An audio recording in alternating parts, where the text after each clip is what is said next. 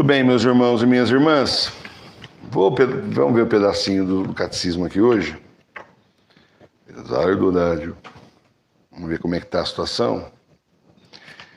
Então, mas eu vou ter que... É curtinho, eu vou ter que ler, gente. Vou ter que ler porque tem a ver com o que eu acabei de falar aqui, ó. Catecismo Maior de São Pio X, página 55, é o parágrafo 6º.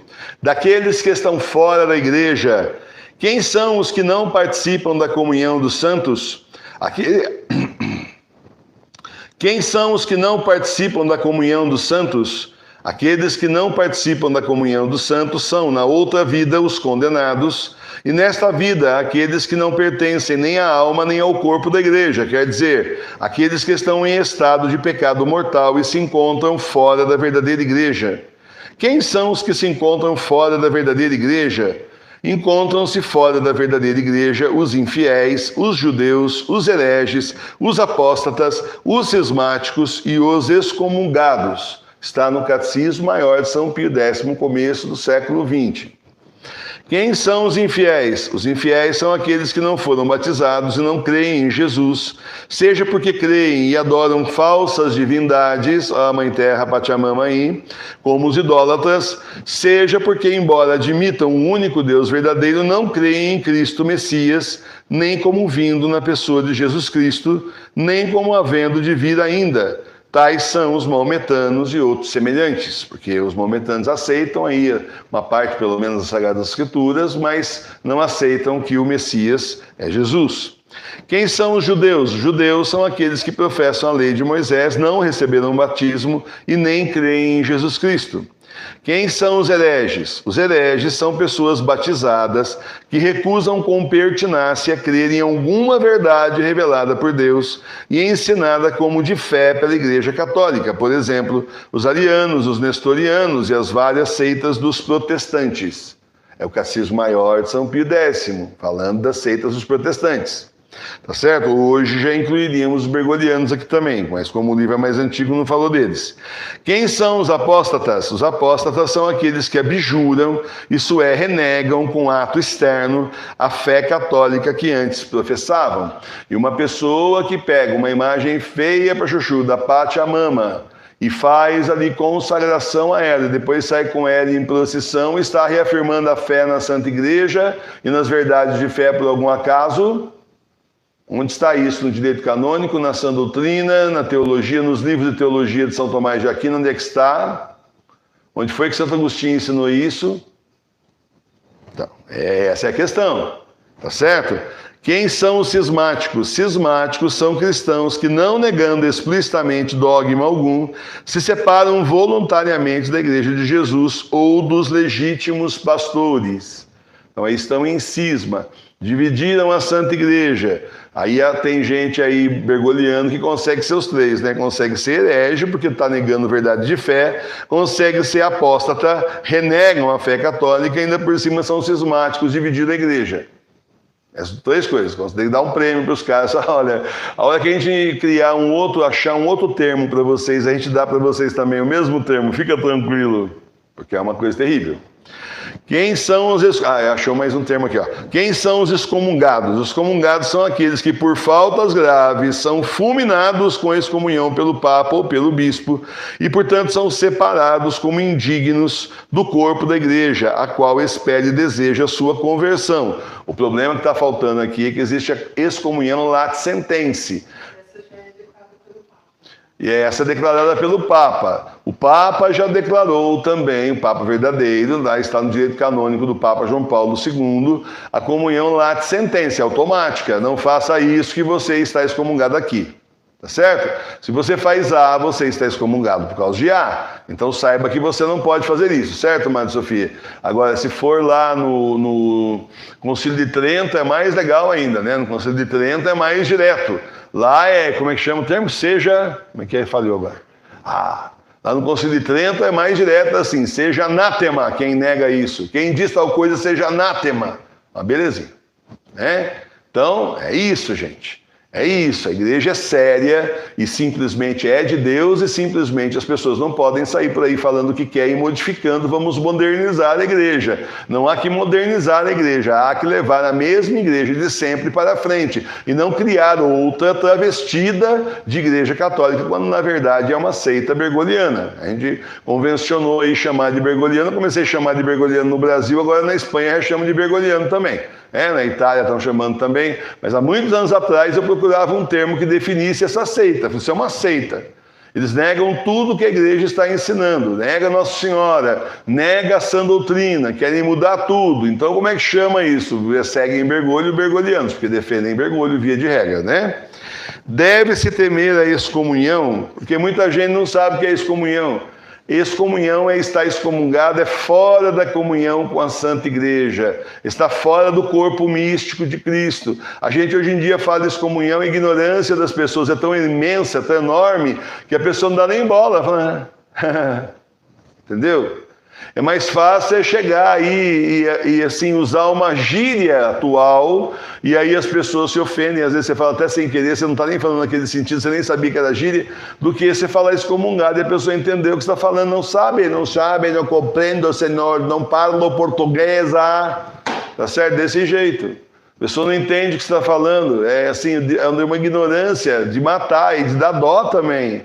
Certo? É uma ignorância de dar dó, mas a culpa é dessa igreja do Concílio Vaticano II para cá, porque até então todo mundo sabia perfeitamente o que era ser excomungado, todo mundo.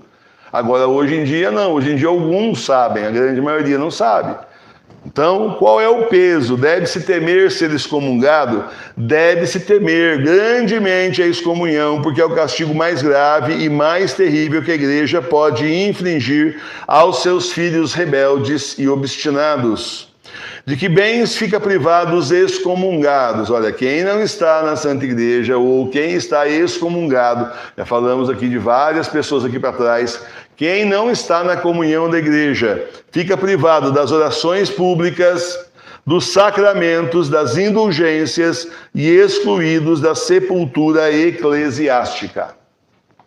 Então, quem não está na igreja perdeu tudo. Não está em comunhão com o Santo Padre, o Papa Bento XVI, não está em comunhão com o corpo místico de Cristo, não faz parte mais do corpo místico de Cristo, e ao mesmo tempo não está então justamente unido em comunhão com o nosso Senhor. Portanto, não está na Santa Igreja. E aí não pode receber sacramento. Por isso que eu falo, olha, cuidado quando você põe nome de gente em oração. Não falei isso no finados? Cuidado. Vai colocar nome de gente que nem na igreja não fazia parte, né? Ah, faz parte da igreja, mas está lá enganada. E tá, é uma coisa. Mas vai colocar o nome da pessoa aí que está aí em seitas, aí você não está pedindo uma oração ao Senhor, você está ofendendo o Senhor. Ofendendo o Senhor. Você sabe que a pessoa não é nem católica. Tem gente que morreu no peito, que eu conheço, que morre batendo no peito com orgulho, eu não sou católico, sai padre daqui, quando tinha padre para ir lá, né? E na última hora. E depois as pessoas vão mandar celebrar a missa em intenção de 7º dia, vão colocar o nome lá na intenção da missa, ou aqui no nosso caso, né, no chat aí na hora das intenções de oração, ou na hora aqui da intenção de oração pública, que é no terço, e depois na hora da intenção lá do encontro com Jesus. Então eu não sei disso, mas o Senhor sabe. Se você também sabe da vida dessa pessoa, favor não pedir oração por ela, porque você só está ofendendo a Deus. Vou ler de novo. É o castigo mais grave, fica privado das orações públicas, sacramentos, indulgências e excluídos da sepultura eclesiástica. Terminando, podemos nós auxiliar de alguma maneira os excomungados? Nós podemos auxiliar de alguma maneira os excomungados e todos os outros que estão fora da igreja verdadeira, com advertências salutares, com orações e boas obras, suplicando a Deus que, pela sua misericórdia, lhes conceda a graça de se converter à fé e de entrar na comunhão dos santos. O duro é quando o Senhor quer oferecer a graça e a pessoa não quer. Eu sei o caminho que eu escolhi, eu estou bem aqui, eu não quero me converter. Esse aí que é o duro. E quanta gente, por exemplo, no clero não está nessa mesma situação. Você imagina um padre da nossa região aqui, que há uns anos atrás, quando eu ia à missa ainda, deixar bem claro que eu não vou mais faz mais de 3 anos já. Depois que foi consagrada a igreja Pachamama, nunca mais eu pisei em igreja. Você imagina então o padre que faz uma primeira comunhão, vamos renovar as promessas do batismo, crianças. Todo mundo assim, padre, bonitinho, né? Aí então vocês renunciam às agressões contra a Mãe Terra, renunciam contra as agressões contra as árvores, e por aí vai, contra a natureza, contra os peixinhos, sei lá mais o quê. É de você ficar de queixo caído. Eu só queria saber metade do que eu sei, mas se eu soubesse eu não estava lá na hora. Só para levantar e falar, ô padre, que isso? É heresia agora? Então é aquela história, né? Tem gente aí, tem fiéis aí se levantando para discutir com o padre que, assim, fez campanha para o candidato da esquerda declarada, né? Tá certo? Os dois estão em partido de esquerda, mas da esquerda declarada, do L, né? E, no entanto, não se levantam, né? A gente não vê ninguém se levantando numa hora dessa. Fica todo mundo quieto, ou uma confusão. Então, tudo bem, arruma confusão com ele, com o padre, entre aspas, mas não com o Senhor. Entenda que tem muita coisa errada, muita coisa de podre no reino da Dinamarca, como diria Shakespeare.